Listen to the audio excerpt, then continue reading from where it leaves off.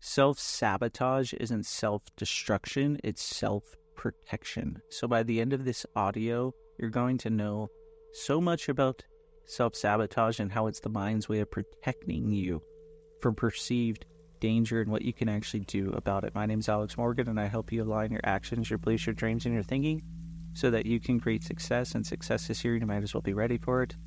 One of the easiest ways to be ready for it is to not self-sabotage.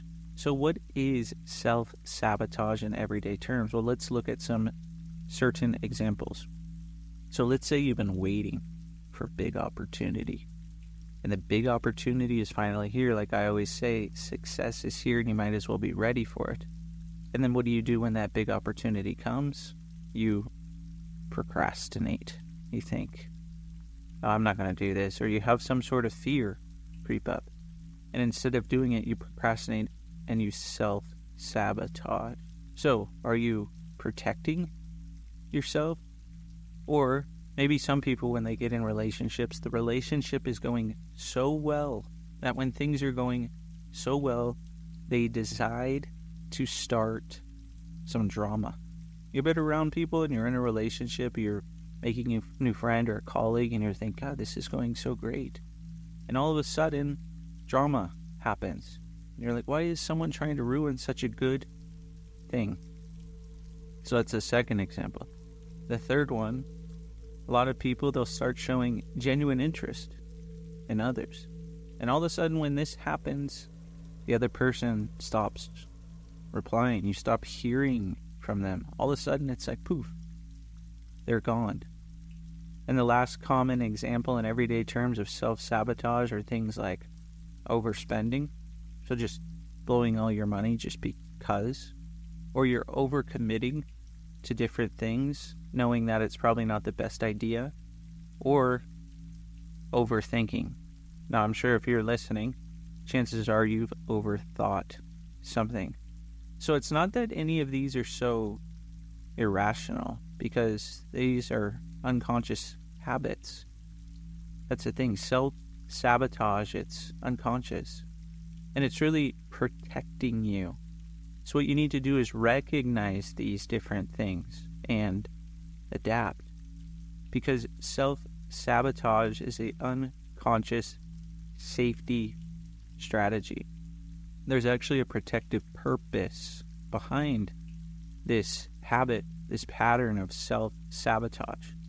Things like fear of failure or fear of success. So like I talked about earlier, that big opportunity, it's right here. Success is right here. Are you ready for it or not? That person that you've been looking for so long, they're right here. The person inside of you, are you ready for it? So a lot of people, it's not so much fear of failure. It's also fear of success. That success is right in front of them. And what do? So in order to feel safe, sometimes people don't do anything because they're afraid of the unknown. They're afraid of what something new is going to bring. The second one is fear of being seen. So they may be seen by a new person or seen in a new light because of a new opportunity, and some people just aren't ready for that. I mean, when I started doing trainings, I realized that every single training, it's a one-time performance. You really have to go out there and give it everything you got. Yes, I say similar things, but I tell different stories. The audience is different every single time.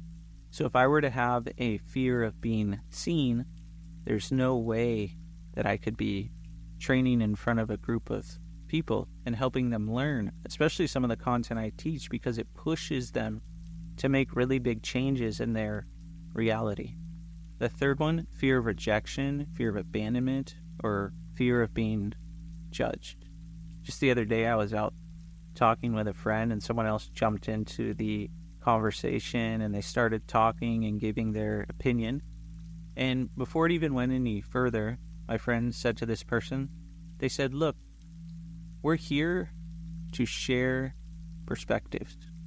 We're here to discuss different things. This is like an open forum. We don't disagree. We don't judge. We're just here to discuss and hear everyone's opinions and everyone's perspectives. It's almost like it's a social meeting. So what happens with all of these is your self-sabotage is wanting to keep you protected. It's wanting to keep you safe based on old data. So the unconscious mind, it's like a storage bin of data.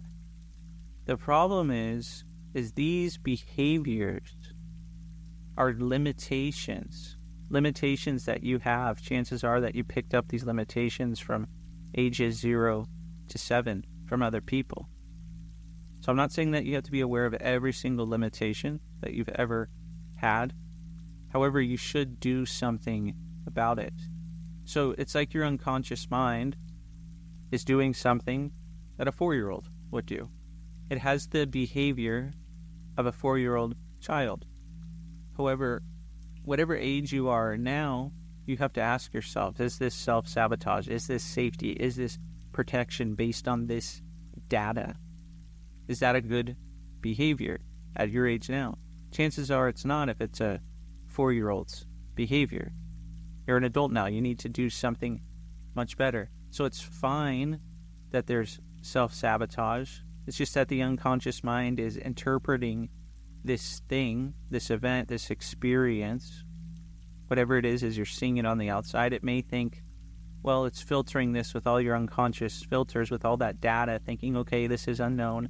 This is safe. This isn't something I'm used to. So self-sabotage is doing this. It's interpreting that event, and it's telling you that maybe something is unsafe. And then you run a pattern that's leading to a behavior that you don't want.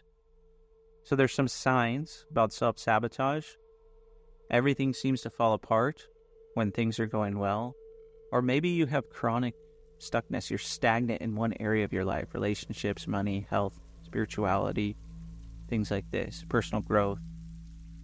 Or you have a deep inner conflict between what you say you want and the actions you take. So a good way to recognize this is you'll hear people say this. They'll say, on one hand, I want to do this. On the other hand, I want to do that. Part of me wants to do this, and part of me wants to do that. Sometimes I feel like doing this, and sometimes I feel like doing that. Or maybe you have a pattern where it feels like you almost achieve success all the time. You want to raise your income, and it just raises a little. It goes up a little, and you feel more and more successful, and then you do something to bring yourself right back down. So you can ask yourself, for what purpose self-sabotage? Or what would happen if this did work out? And then you'll start to see that your mind will change, and ask yourself, what do you want to do or feel instead as well? So self-sabotage, you're protecting yourself from something that really hasn't even happened yet. So be compassionate with yourself and don't react. Instead, get curious and do something. Practice new small behaviors that are going to build trust with yourself. That's what you really, really have to think. I was meeting with a few people last week, and we were talking about creating all of our goals. We were talking about 100 things we want to achieve, 100 experiences that we want to have, and we were talking about our 90-year plans. And one of the things that we noticed, someone else said this, and I told them I thought the same thing. One of the things that we noticed is that when I was writing out the 100 experiences, they said, it would be so much easier to achieve all these 100 experiences if I had really self-love. And I said, yeah, I felt that I wanted to write self-love as one of my 100 experiences. I was thinking, how can I be specific enough about this? It's really interesting, because what if you did have self-love? Do you think that you would have self-sabotage if you felt good and that you could then make changes? You could then go into the unknown with a good emotion. So that's something really to consider. Definitely share this with someone who will benefit. If you haven't already, go ahead and like the audio and subscribe to the channel. Really appreciate everyone who's been subscribing lately. Really helps me keep making content every single day. Thanks so much for listening, and I hope to see you on the next video or the next audio.